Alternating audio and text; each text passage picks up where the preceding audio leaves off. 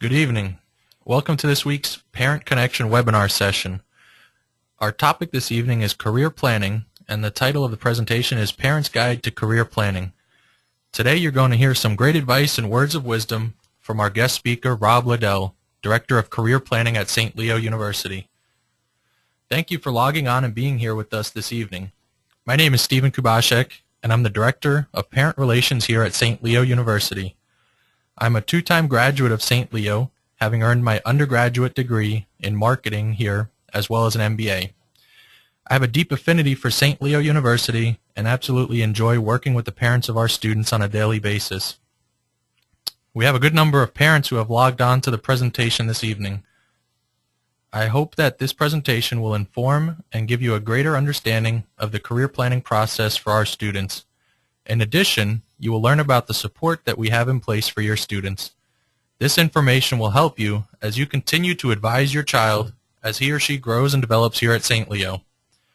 We received some really good feedback from those who were able to join us at last week's presentation, and I promise that this week's presentation will not disappoint either.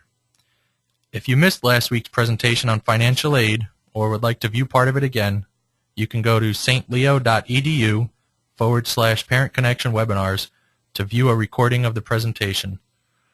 So we've got a great program planned for you this evening.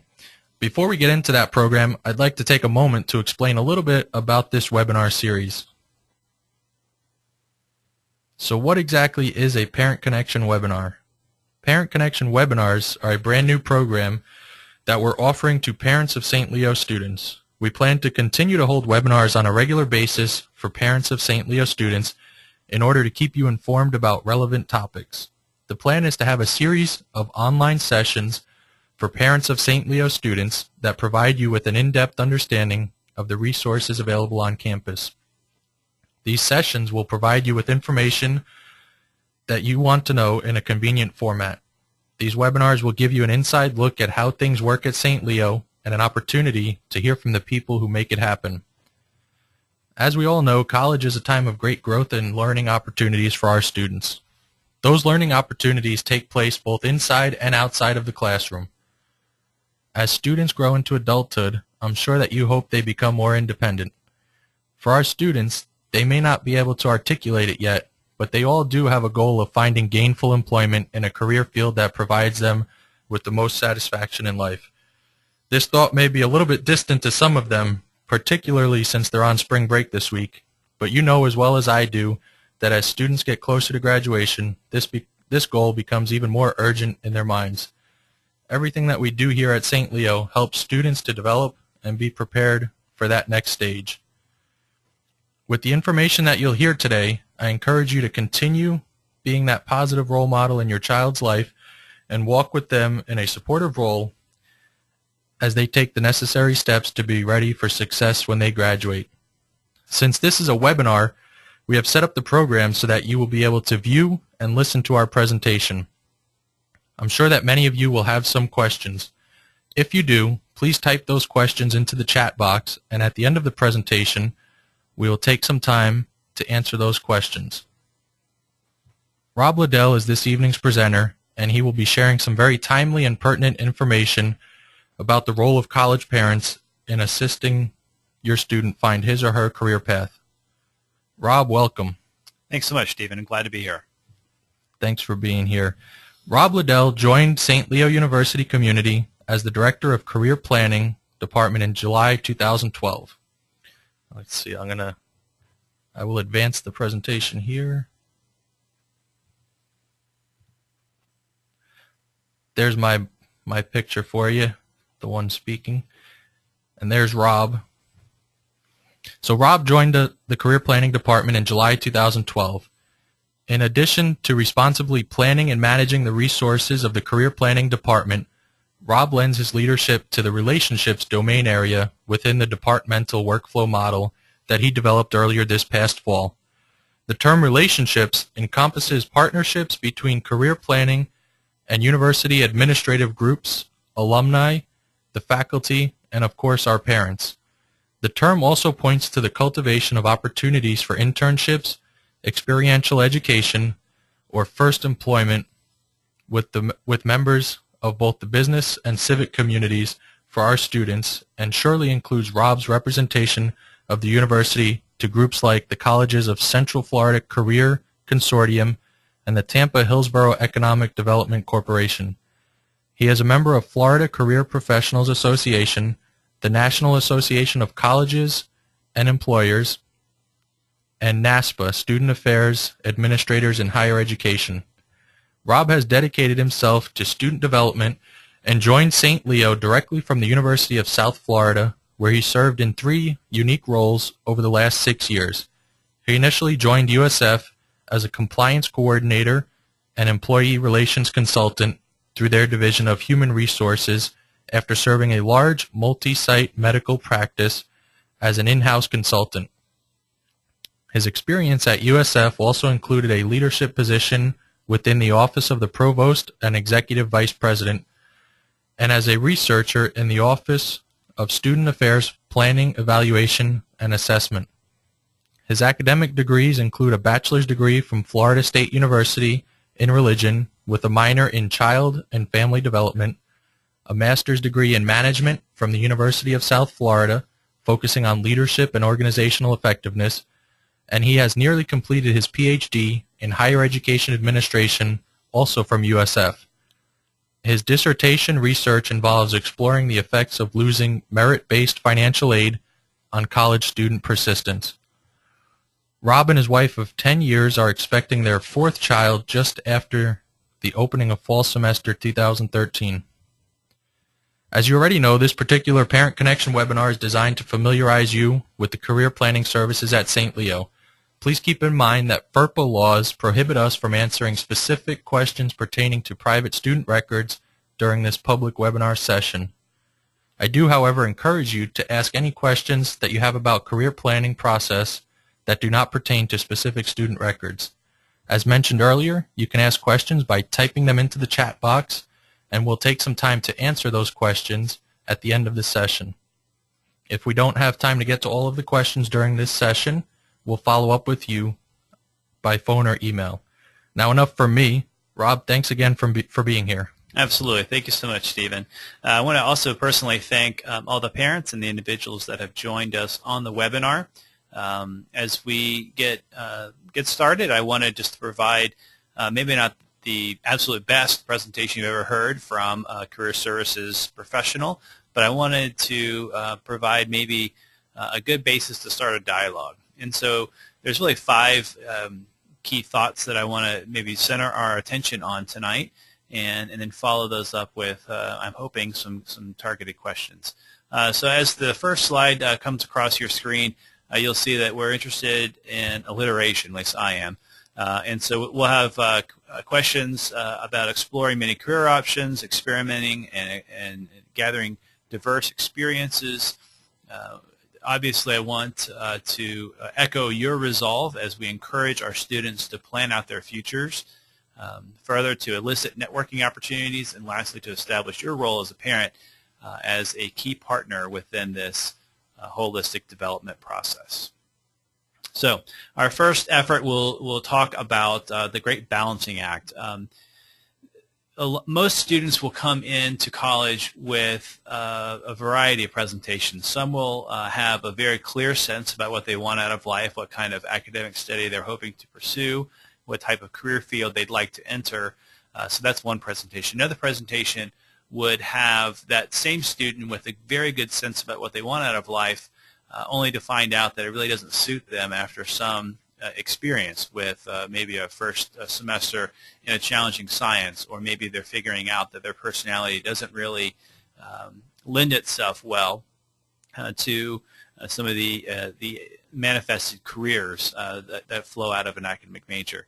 And then there's other students that will come to college simply because they know it's the right step for them, but they're not sure exactly what they'll do here other than experience a slight percentage of reality. Again, this is still a new experience, a new domain for many college students to enter into, and most of them are very well equipped and excited about this opportunity to transition. But it's also important to maintain an openness towards exploration. And so I've captured this image of a daring gentleman who's attempting to balance between two chairs on four legs at some height. Again, I think that might capture some essence of what we're finding as the employment market tends to move along sometimes a bumpy road. So we're finding fewer jobs. With the advent of technology and the reliance on automation, there are fewer jobs than perhaps were created a generation ago. And the jobs that our students would be applying for and positioning and training for, most of those jobs did not actually exist a generation ago. So the jobs that you started out as parents some 20, 25 years ago perhaps, those jobs might not exist any longer, or they've been crowded out by new jobs in a new economy. And again, there's more competition. Not only are there more and more students going to college, but then there's also more and more pressure from a declining financial and investment portfolio perspective, where we have more and more seasoned employees staying in the workforce longer due to necessities. So there seems to be a bottleneck where there's more and more college graduates, and there's fewer and fewer opportunities for them to get into their chosen fields. So it's important to explore several career options versus one career option. And I tend to think of this as having a plan A, but then also developing a plan B, and considering a plan C, and maybe borrowing your roommate's plan D. It's important to have 3 or 4 different ideas that generally satisfy your objectives and generally fit, and then from there make that one good option, make it a great option by pouring yourself into it. So again, my role within the university, within the institution, is to begin that process of exploring several career options when appropriate. So that kind of lends itself to the next slide. Experiment and experience. And it might not be what you're thinking. When a lot of parents, and I'm a parent soon to be 4 times over, when you hear the words going off to college to experiment and to experience, those are not necessarily met with a lot of enthusiasm. Those two terms mean a certain thing. But when we're gathering students' attention and we encourage them to experiment or to experience new things, new ways of thinking, new answers to different questions, or maybe the same questions and some slightly different answers, or different implications. As the world becomes larger and perhaps their simplistic solutions no longer fit all the evidence that they're encountering, it's important for us to have a dialogue that would actually allow for this. There's really precious few places within society that there can be an engaged, principled dialogue of diverse subject matters. If you are accused, if you're engaged in a conversation maybe in the workplace and you come to a differing perspective or a differing solution than maybe a coworker or a colleague, that conversation, that conflict could be construed as hate speech in certain groups. And so on the university campus, especially here at St. Leo, where we are an inclusive, diverse environment, community, it's important for us to foster and protect that discovery process that really parents want for their students. So again, experimentation and experiences, these are not bad things. These are in fact good things that we hope to cultivate and to develop with our students. If I could ask you a quick question, Rob. Sure. So when you're talking about that, are you talking about the extracurriculars that students can be involved in on campus, or? Right, that's a lot of it. I work within the Student Services and Continuing Education Division, and so a lot of my colleagues are engaged in leadership development type activities. And so a good friend of mine would advise the Student Government Union, and so they would have opportunities to encourage students to not only get involved with the student organizations, but also be elected to represent their cohort, their peer group, potentially as a sophomore or junior class senator. So the extracurricular piece is something that is really intangible on a catalog, but it's very, very tangible on campus. And so, and I've been not pleasantly surprised. I've been consistently surprised by the depth and the richness of the extracurricular programs here on campus.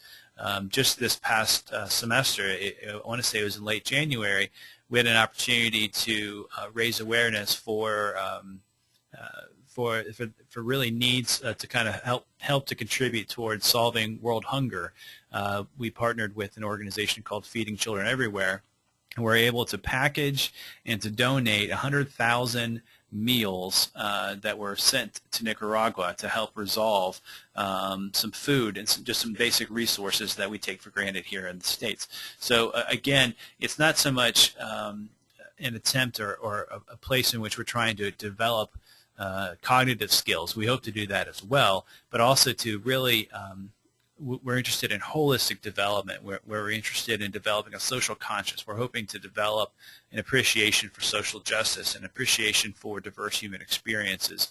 And so that's done through a number of ways. Yes, that's oftentimes it looks like T-shirts and water balloon fights. That's a part of it. But there's also very intentional parts about getting engaged with again, interfaith dialogue. That's been a focus recently of the university, trying to get together, gather together thought leaders that have this really valuable experience of talking across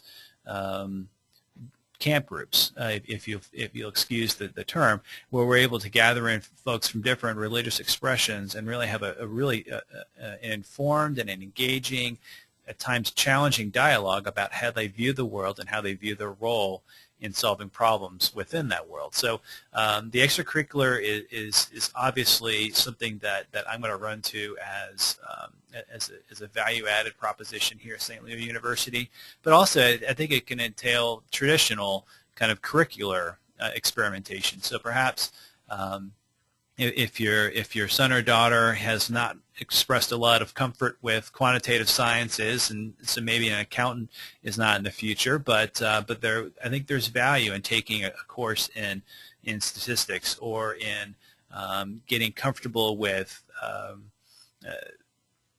organizational data that will be able to be comfortable and be fluent with quantifiable information, because again, that's one of those prized traits that employers are looking for. So it's a mix between the extracurricular and the curricular, and it's important to choose your courses wisely. That sounds like a board game, and I think to an extent that it is. It's important to be broad enough, to be specialized, yes, but again, the benefit of a liberal arts institution like St. Leo is that broad exposure to a diverse number of sciences and fields and disciplines of thought, so as to prepare you for a lifetime of leadership throughout the course of your life. What do you say to that student that comes in and maybe knew since he or she was 5 years old that they wanted to be a doctor or a lawyer and has that kind of single focus? You know, occasionally you get those students, but not Right. often. Most students, when they come to a four-year college where they're living on campus, they want to get involved in a whole bunch of things. But occasionally you come across a student who they've got that single focus and they want to get a 4.0 so that they can get into law school. Right. And, you know, maybe getting involved in a club here or there they think might be a distraction. But what would you say to that student? Right. I think that I think a 4.0 GPA is a laudable goal. It's something that we should aspire to, but a 4.0 is, for all students, might be an unrealistic expectation. So I really frame my counsel to do your personal best. And so if your personal best is a 3.5 or maybe it's a 3.2, as long as you're consistently applying yourself to your academic coursework, I think that you're investing yourself appropriately and you're able to achieve your personal best grades, I think that's right. But in order to supplement that, to become more attractive to potentially a graduate school admissions officer, or to we recently had the University of North Carolina, their director of admissions for their College of Law in, and we had this really fantastic conversation about what she likes to read in personal statements. And it's not so much I grew up with a passion for the law and this has been my experience and this confirms this and that confirms my previous conclusion. But she liked to tell the stories of struggle. She liked to read how students were really faced with a decision and the thought process and the decision-making process that they employed to come to some satisfactory conclusion or resolution to the issue. So she, in fact, de-emphasized the high GPA and the scarce student involvement, the student organization participation. It was really, really valued by her, and really the research bears that out. We're finding more and more employers and more admissions professionals prefer a student who has, yes, a high GPA, but it's also complemented with not only student organization experience, but also leadership experiences within the student organizations. So if I had my pick between a student with a 3.8 and no extracurricular experiences, that lives in the library, that comes out occasionally to eat, or the student that has maybe a 3.5 but has led a community service effort through Big Brothers Big Sisters, or has become an office holder within a fraternity or sorority. Those experiences are transferable to a number of contexts, and they're really, really valued. So I would try to speak to that student who's decided. I'd really try to speak to them about experimenting with getting engaged with a number of clubs their first year, just to get a sense about what's there. And then starting their sophomore and junior year, really try to get invested in, where you can take on more and more committee assignments and try to really apply themselves and develop the leadership experiences through the context of the student organization. And by the time they're seniors, they're ready with a full student resume to really step out into the world upon graduation. Okay, great. Very good. I think we do a great job at St. Leo of offering all of those opportunities for students, so right. They're able to take advantage of them. Absolutely. So I mentioned board games a second ago. Our third point here is, again, encourage planning. And Stephen shared earlier that I've got kids of my own, and so oftentimes we find ourselves at the end of a day, or maybe towards a rainy Saturday, we'll find ourselves on the floor playing board games. And Chutes and Ladders, in fact, and I didn't do this for illustrative purposes only, but I actually played Chutes and Ladders last night with my kids. And of course, in predictable fashion, my 7-year-old girl is a rule follower, and she swings high and low with her emotions. And so she's going well, and she's progressing well in the game, and then she finds a chute, and so she slides back down, and she loses 30 spots, and she cries, unfair, unjust. And then my son is ultimately very, very competitive. He decided that he wasn't happy finishing third of 4 players, so he decided that he would play after we all left, and he would spin the dial, and he would march his way up to number 100. So I mention that because Chutes and Ladders, it's this nice model or nice pattern for us to think about in our career planning as well, because there will be times when we can have this sudden ascendancy. So potentially there's this wonderful opportunity that you've been prepared for, that you're able to jump into, but you need to, again, have the preparation done first, and then you can be brought up, you can climb the ladder, and you can maybe jump a few levels within an organization. That happens. Then occasionally the opposite also occurs. We're going on pretty well in life, and we hit a slide. Maybe the economy dries up. Maybe the company's sold out. Maybe there's a family illness. Something's happened where you lose your momentum, you lose your footing. And so, again, I still believe, and I'll always believe this, that our society works on the basis of rule following. If you put the work in and you stay diligent and you live a life full of character, good things tend to happen to those individuals. But I also like folding in a little bit of calculated risk. I absolutely love working with a student who's willing to bet on themselves. And what I mean by that is this. I love a student who'll take on an extra class or two because they're really curious about chemistry and chemical reactions and how chemical compounds can be used to deliver important medical treatment or medications to the sick or the infirmed. And so they're willing to take on an additional academic burden while still managing the rest of it. And even in the face of their academic advisor, even in the face of their career planning counselor, will say, well, this is a heavy load. Give me some dialogue on this first. And they said, I'm willing to take the risk on myself. I'm willing to bet on myself because it's that important to me. And when I see that in their eyes and I hear that in their words and I know that about them through my interactions, I said, absolutely, let's work hard to get this done. And so from that vantage point, I love the students who have these high aspirations about making a difference in the world and the communities in which they join. I think it's absolutely the strongest reason why I love doing what I do, because people have big dreams, and unfortunately our society tends to define them in a downward trajectory. So it's important for us to come alongside and to affirm what we can affirm, encourage what we can encourage, and again, be there to both challenge and support our students. And so it does require some planning. I'm not looking forward to my job next week, just being completely transparent, because I'm sure there will be some students who just got back from a week at the beach or some other fantastic spot for spring break, and they'll come back and they'll look at their calendar and they'll recognize that I'm supposed to graduate in about 5-6 weeks.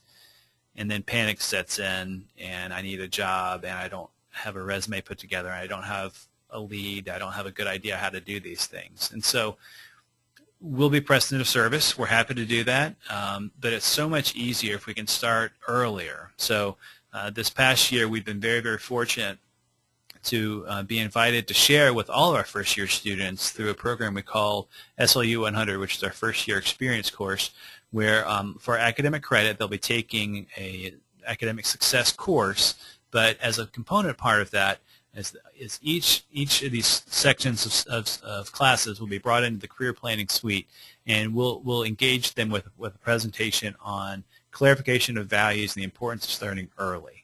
Because again, the St. Leo University Quality Enhancement Plan speaks to this directly, and it says something like this. It's an algebraic formula, so please forgive this, but it's CV plus CT equals DM. And I just lost the entire audience. I get that, but let me explain it.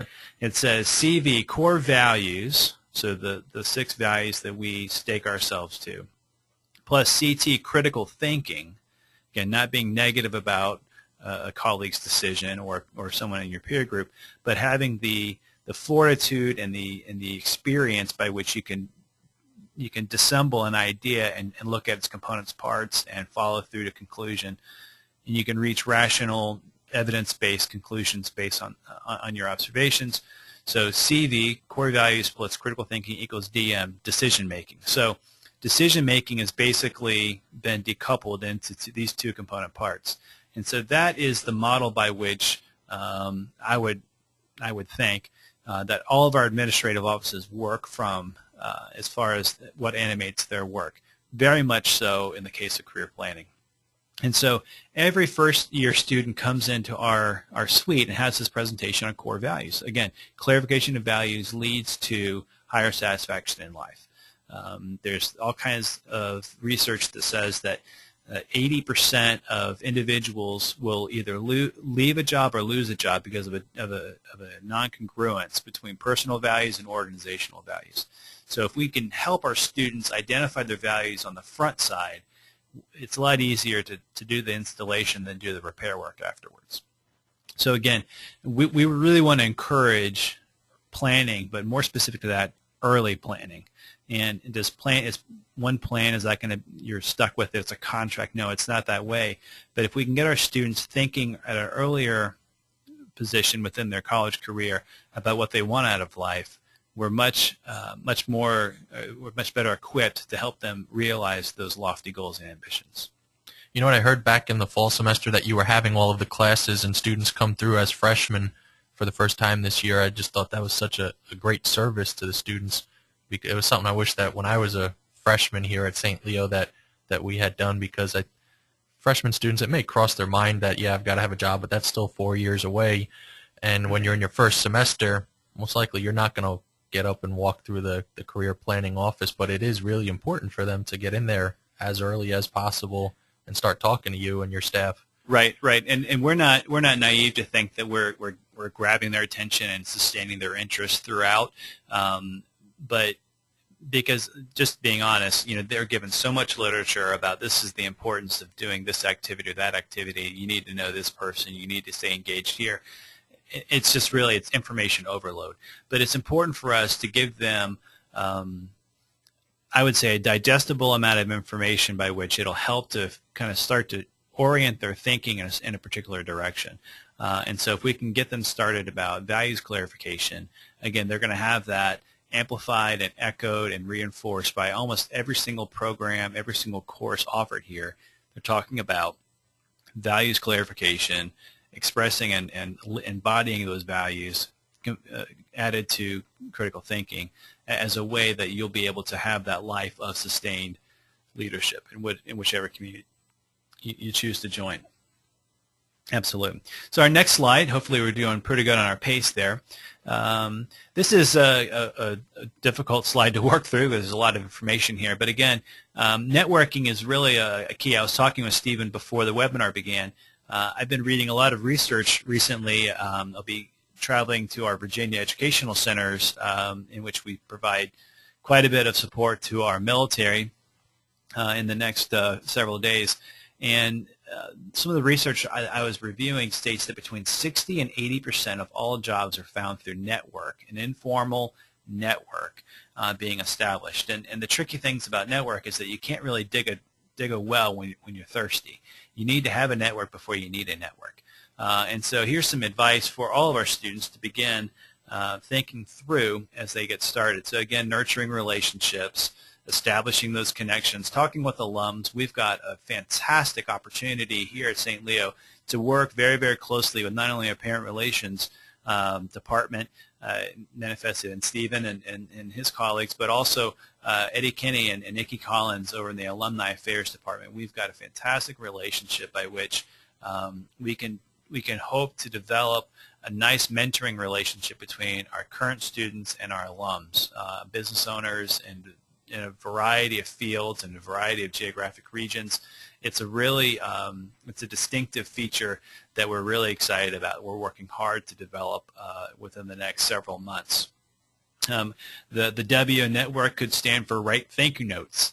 Again, it takes a few seconds, but it makes a huge difference. And again, staying on top of mind for the folks that you come into contact with, that's an important component of again, practicing the gratitude that we hope to instill here as well. Offer assistance. Too many times I've seen students do networking the wrong way, expecting a handout or some favor being offered to them. In fact, I've actually witnessed a student at another institution simply walk up to an HR executive and ask for a job without even exchanging names. And again, that doesn't work very well. Needless to say, the student was not offered a job on the spot. But I think, if I remember the encounter correctly, was offered some career advice from the HR executive. But again, it's not what you can get from people, but what you can give to people. And again, business owners and professionals really trying to understand college student trends and thinking, they're really appreciative for the exchange. And R is kind of wordy. Sorry, I don't do words very well. But really be real. Authenticity and being genuine, those are indispensable traits when you're networking or just really as you're maturing as an individual. No one wants to have some version of you. They want the real thing. So it's important that we encourage our students to maintain that authenticity. And then the last piece is keep at it. Just like your academic studies, just like anything worth doing, it's going to require the weathering of adversity. And so there might not be immediate gains on any of these things. I can recall a friend of mine at Florida State, and if I offended anyone by declaring my college, I apologize for that. But a friend of mine at Florida State was sharing the story that he was flying out of the Tallahassee Regional Airport, and he encountered a busy executive, and he had a business card in his pocket because that's his personality, and he gave the business card to the gentleman, and they followed up just one time after that chance encounter, and he asked for a favor to be done in Tallahassee. He was living in Philadelphia, working there, and so my friend was able to do him this courtesy, which was very minimal, as he recounts, and then that was the end of their relationship, or so he thought. And so then he came across the business card some months, maybe perhaps a year later, and he just decided he would let them know that he finished his degree, and he was excited about what was next, even though he didn't have much of a plan. And so my friend, Akesh, promptly and proudly let us all know, as he relates this story, that he was in fact offered a job from that almost nameless professional that he gave that one act of courtesy to. So his first job was helping the public relations effort in a small agency in the city of Philadelphia right after graduation. So while the rest of us scrambled hard, he actually was able to land on his feet because he stayed at it and he stayed courteous and he was real, offering assistance. So networking makes sense as long as it's done the right way. Unfortunately, a lot of our students and the parents getting ready to all nod in agreement. They do a lot of network with their thumbs over their smartphones and through electronic media, and they're very comfortable in that environment and very uncomfortable having a conversation face to face. And that's something that we're really trying to balance here at St. Leo. I've jokingly proposed that we walk around with name badges on one day, the entire university, and we all exchange names, because I've not had too many times when a student would walk up to me and start a conversation with a question. Can you help me with this? Can you help me with that? And I said, well, first of all, I need your name so I can address you. So again, the idea of having an interpersonal conversation, I think that's lost on a lot of our college students. And so to help rediscover the complexity and the sometimes challenge of having a conversation with another human being, that's only going to pay dividends down the line. So again, eliciting networking opportunities. Encourage your students to network whenever and however. And besides randomly meeting business executives at an airport, what do you recommend? Because I'm sure all of our students here, they're expert networkers on Facebook, but the people they're networking with are in the same boat as them, and most likely 95% of them don't have those friends that are going to be able to offer them a job opportunity, so they need to network with professionals that are already out there and established. So how does a student go from Facebook to LinkedIn, successfully? How do they start building that network? Right. Well, I think it's important that you identified those two, because LinkedIn is Facebook for professionals. It has a different purpose altogether, and so it's framed differently. But in order to grow and to really diversify the network, it's important to access the low-hanging fruits. And so individuals like you and I, Stephen, we know different people than their colleagues that live in the residence halls and attend classes with them. So we might, by chance, know people that could assist them with an internship or with an informational interview. They have parents who also have those professional networks. And so it's important that the parents, they make the opportunity, make the relationship available, but they don't gift wrap it. It's important to teach the skill of, you might want to contact John. I worked with John on a board at some point in a previous career. I know he's in Jacksonville, which is not too far. He might be willing to have a conversation with you, or maybe meet somewhere for supper. That might turn into a mentoring type relationship. So another rich, what I would consider low-hanging fruit, would be our faculty.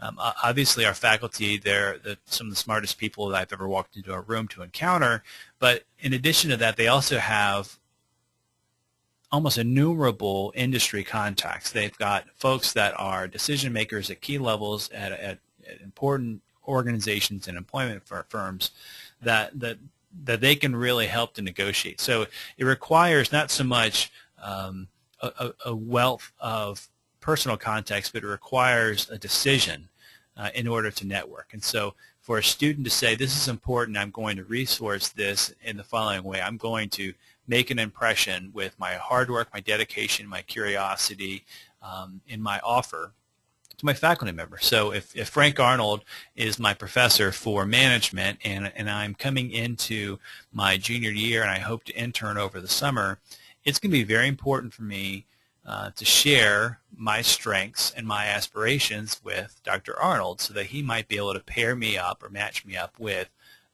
someone in industry who might have an opportunity for me. Certain programs within St. Leo do an exceptional job with this matching and networking piece. Others are on the way.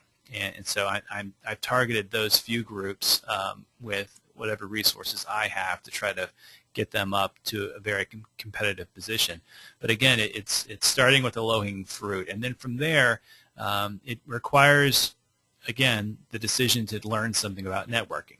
And so I'll have a entire series of information educational seminars on how to use LinkedIn as a networking hub through the career planning site over the summer, and so I hope to draw a lot of students' interest with that.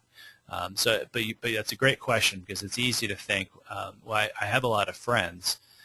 That's fantastic. I do too, but I sometimes I need a different sort of friend, and that's going to be based on the situation I'm trying to remedy. So again, it'll be important for us to encourage our student to decide to network and see the value in it more than see what they don't have. Does that help? That makes a lot of sense. Good, good. And then I think our last slide, or one of the last slides, is to establish your role.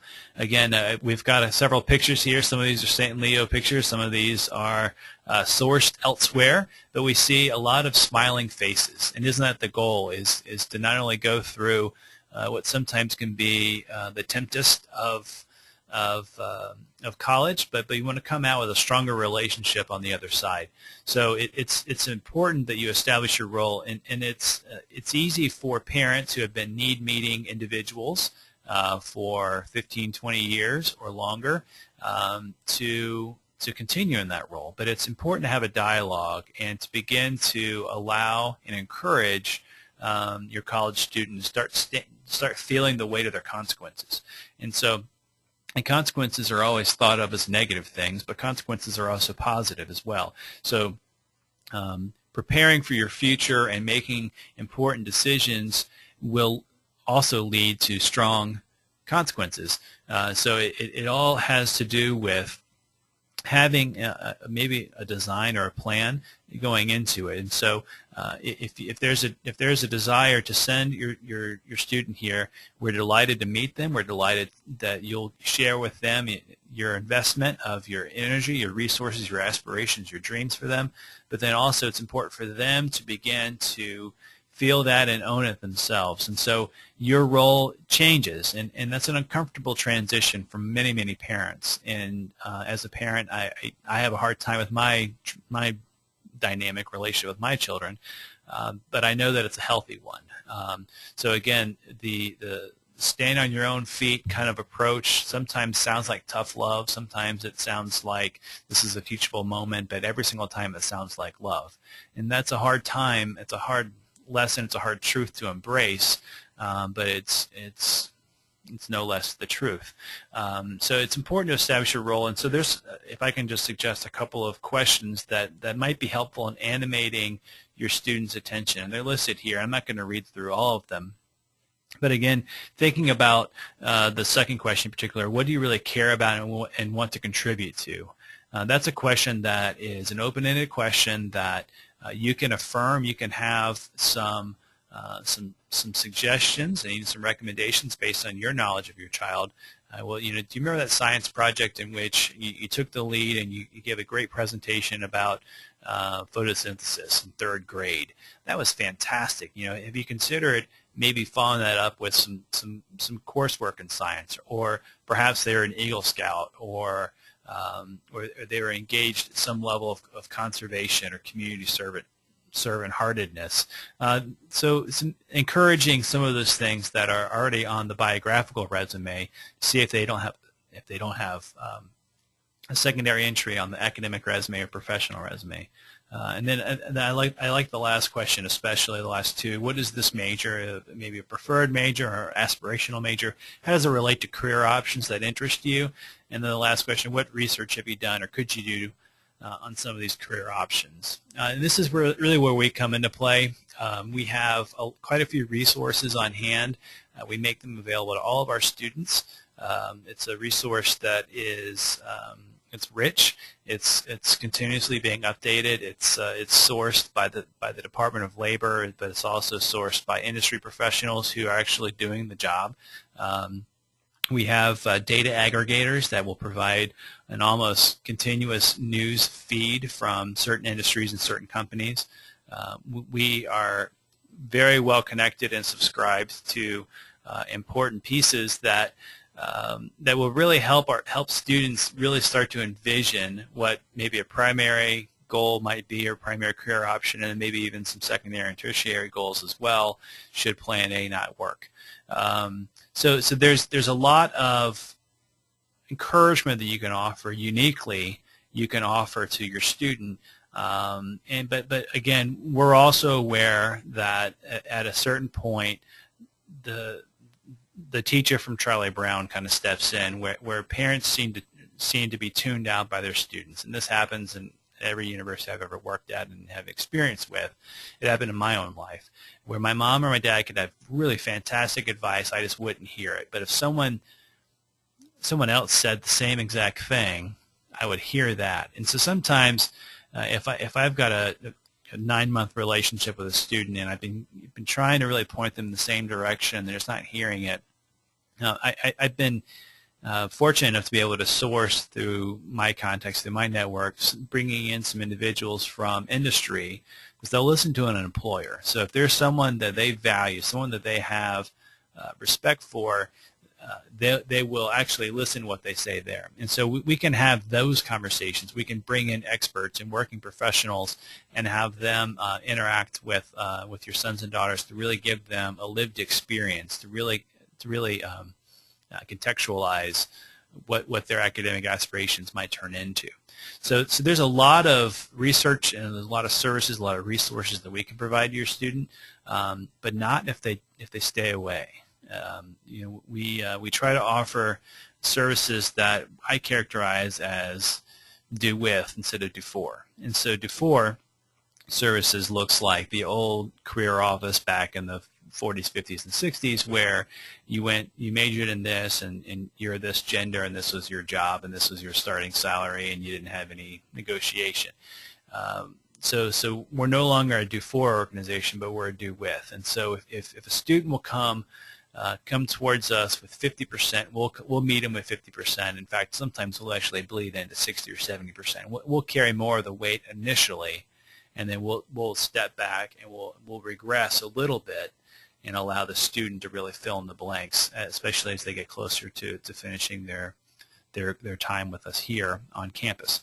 So I think I've spoken a ton, and I'd love to answer any questions Stephen might be getting on the webinar or any from the parents. I've got a couple of questions here, and I just wanted to comment on that last thing that you said, that it's something that I always stress with parents when I'm speaking, is that you're right, that if a student comes 50% of the way, our staff will meet them and sometimes go even further. But if the student's staying in their room, it's real difficult for us to be able to help them succeed. Right.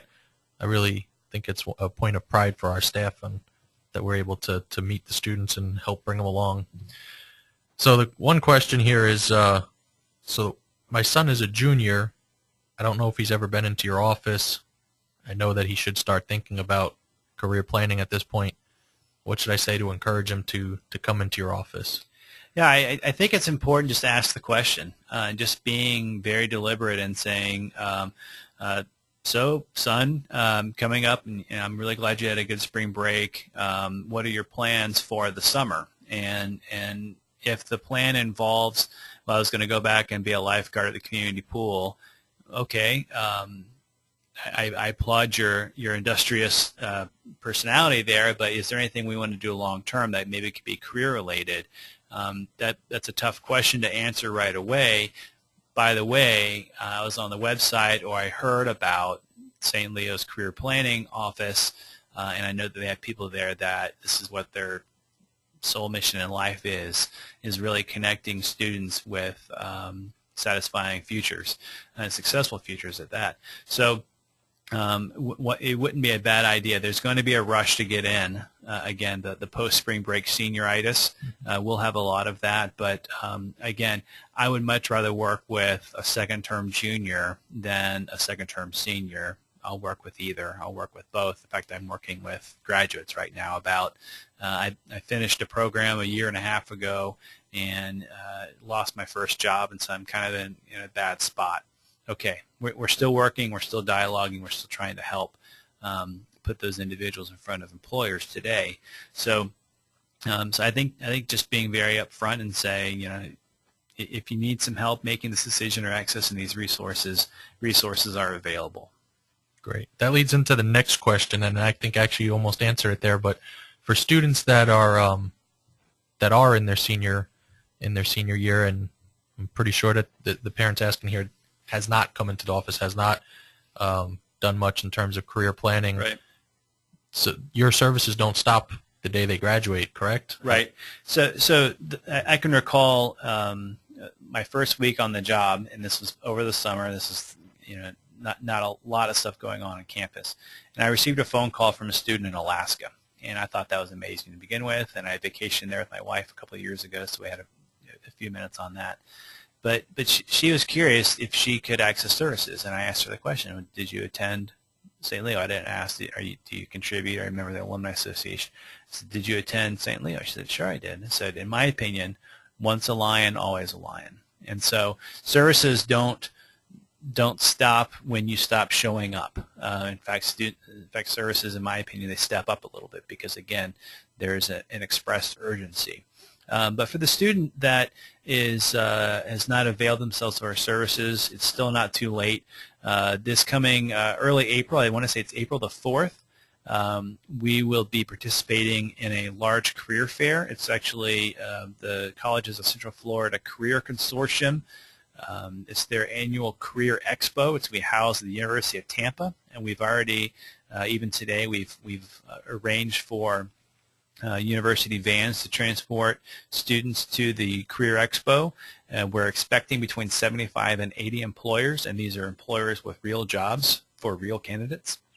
And so they can show up, they can register for attending that event, but I would urge them to stop by before that point to make sure that their expectations are appropriately framed, their resumes are sharp, and they have a good idea about what they want. Okay. We've had a bunch more questions just come in here as you're Good. speaking, and I think the answer to this one is yes, but I just want to say it and reaffirm it for everyone. Is the staff available over the summer for discussion or sit-down meetings? Yes, very much so. We do try to stay active in our professional communities, and so we have a larger meeting in June that the staff will be traveling to, again, to make sure that we're as sharp as possible to be effective tools for the institution.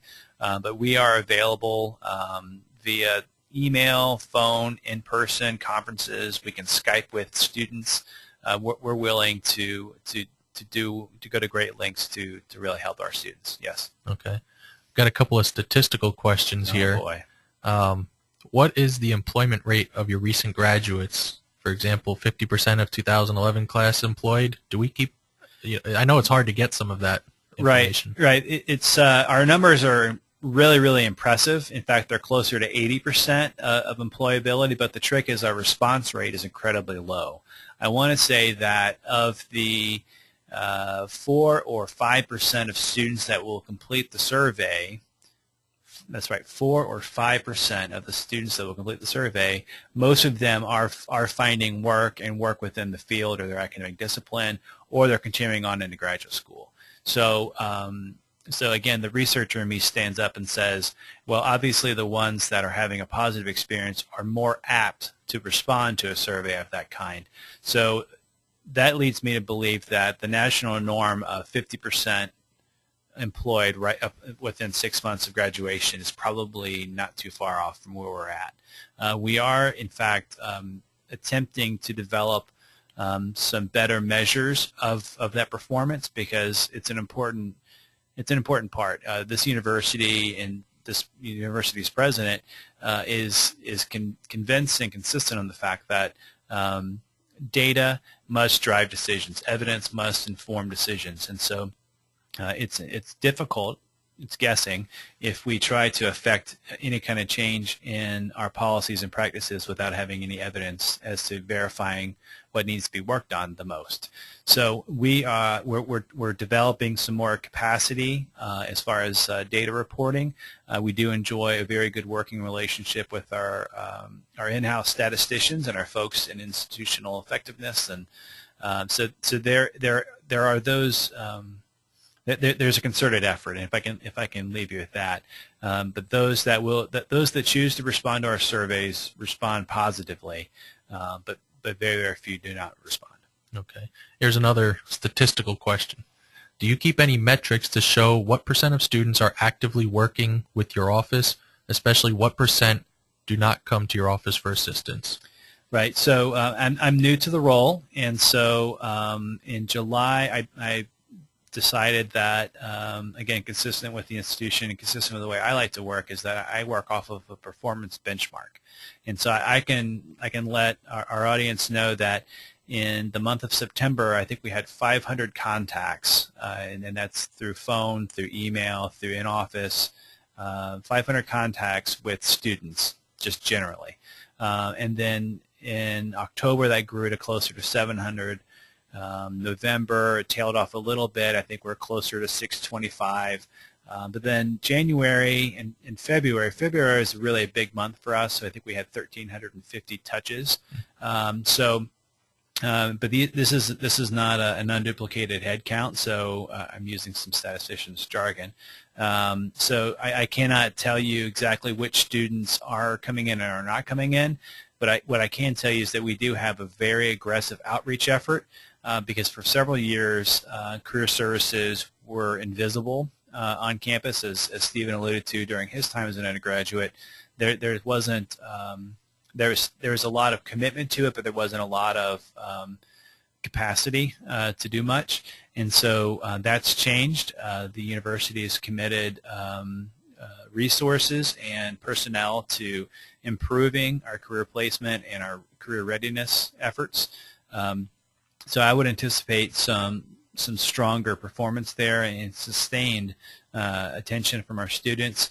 And again, the analytical piece that we're working on does in fact capture to a much better extent the participation utilization rates. So we do have, I want to say we have 500 or 600 students that are registered through our online interface. That's good, not great. That can be 5 times that within a year, and I hope to grow that to that extent. And I want to reiterate that just what I've seen in the last year kind of blows away the interaction that I saw previously with the Career Services Department and our students, and the outreach that the office is making is phenomenal. I appreciate that. Should a freshman consider going to the Career Expo that you spoke about just a few minutes ago?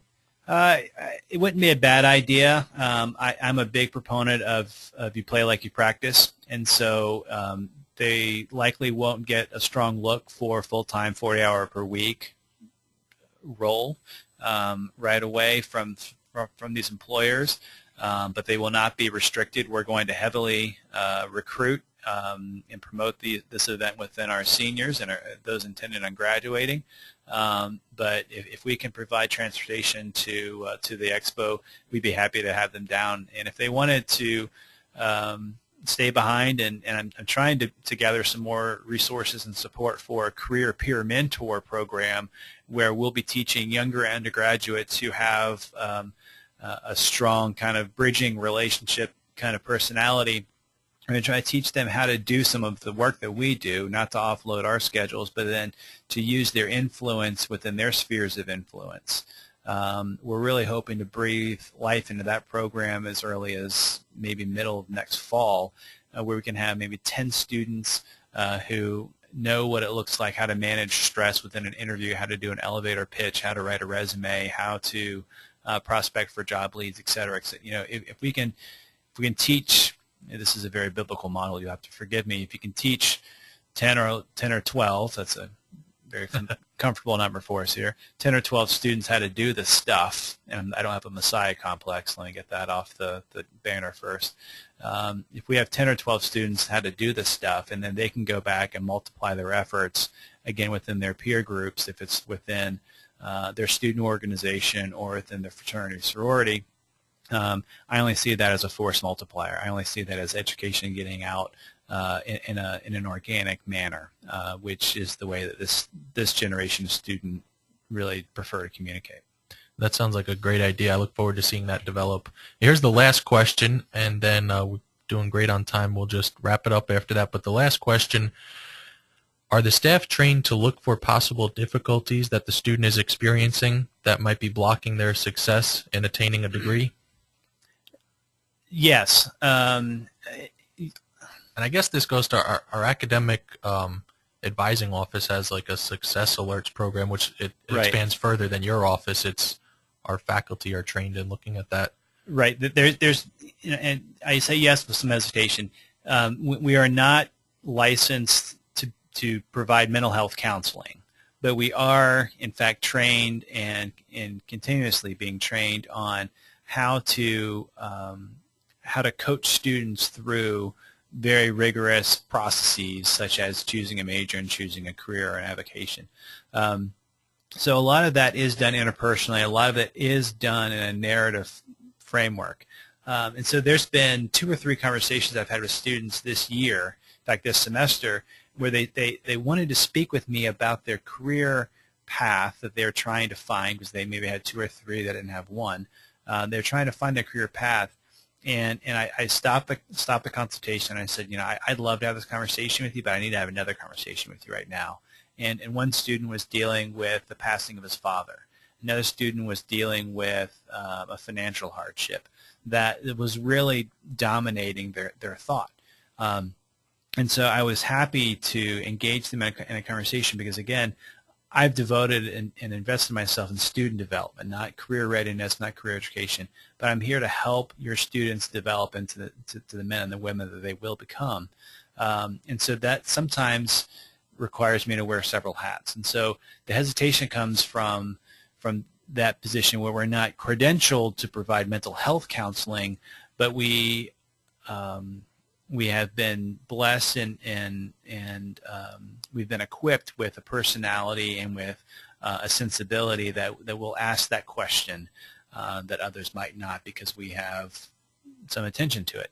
Stephen does mention the Success Alerts website. So effectively, any professional and any faculty member who notices an irregular attendance pattern or notices just some different behavior that might stand out, they have a tip line, a hotline that is monitored by skilled professionals that can escalate if there needs to be an intervention, there needs to be a friendly conversation, there needs to be an authority involved, meaning someone like me who looks kind of tough and professional in certain settings, to kind of have that question, well, can you explain to me your motivation, explain to me this situation, explain to me what happened in this situation. So the Success Alerts program is very, very helpful. I think it's pretty well subscribed to, but really the benefit of working in career services, at least at this university, is that we are so well connected with a number of professionals. For instance, Lawson Jolly, who leads our counseling center, is a dear friend and a valued colleague of mine. And so there's several times where he'll refer a case to me after he's had a conversation regarding some other concern, and then simultaneously I'll refer to him a case that the career piece can wait until something else settles down in the student's life. So yes, we are equipped to have that conversation, especially if a student is intent on becoming a physician and they failed biology 2 or 3 times and they're just not quite making sufficient progress and it's not in the cards. We're pretty good at that conversation about steering them towards a plan B, even if they don't have one yet. All right.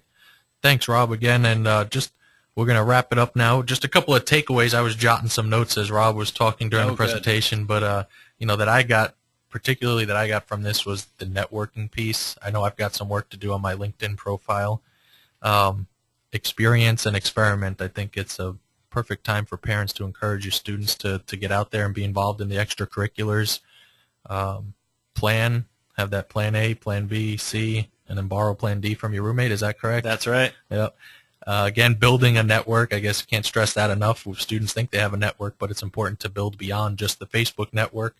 And then also for parents, having that conversation as your role, the ever-changing dynamic role of a parent and child, asking some of those questions and just kind of poking and prodding along the way in a parental guiding role. Right. So that way students become comfortable by the time they get their senior year, knowing that you're there to help and mentor them in the next phase.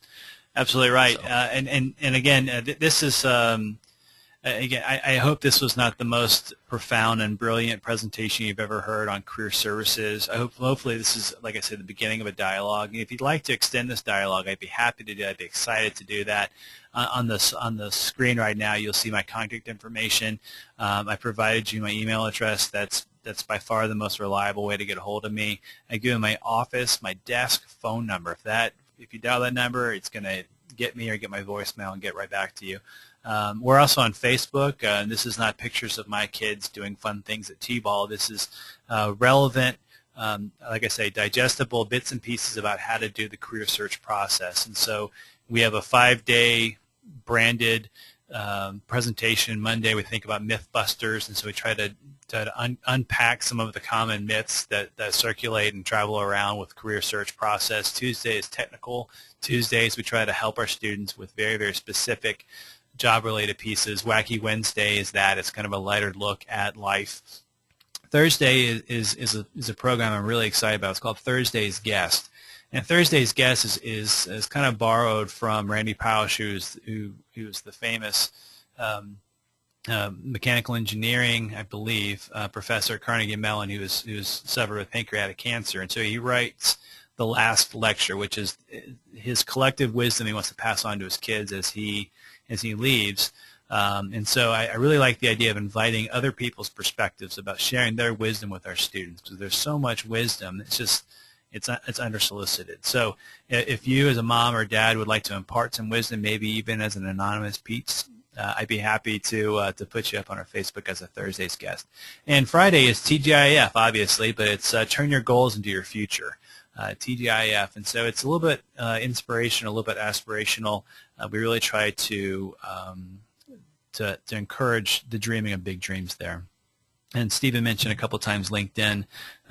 That's really an important component for a student to add to the mix. And so I've provided you, if you search Robert L. Liddell, you'll find my LinkedIn profile there, and I'd be happy to connect with you and hopefully do some fantastic networking with you. Awesome. Thank you again, Rob. And definitely look him up on LinkedIn. He's always out there connecting. And if you're a parent that's in a position to offer job and internship opportunities to our students, we'd be happy to hear from you. Again, it can only benefit our students to continue to expand our network. So what I wanted to, last thing just to close out with, right as soon as this webinar session is over, you'll get the chance to answer a 3-question survey. I ask you to please take a moment and do that. It won't take very long. Give us some feedback about what you thought. This presentation will also be archived. We'll have it up on the website same as last week's. We have it up there, stleo.edu/parent connection webinars. Keep an eye out there. Look for more. We'll be having more of these sessions. And again, as always, you can contact me. My email address and phone number are up on the website. Thank you again for being here, and look forward to connecting with parents more on these sessions. Have a good evening.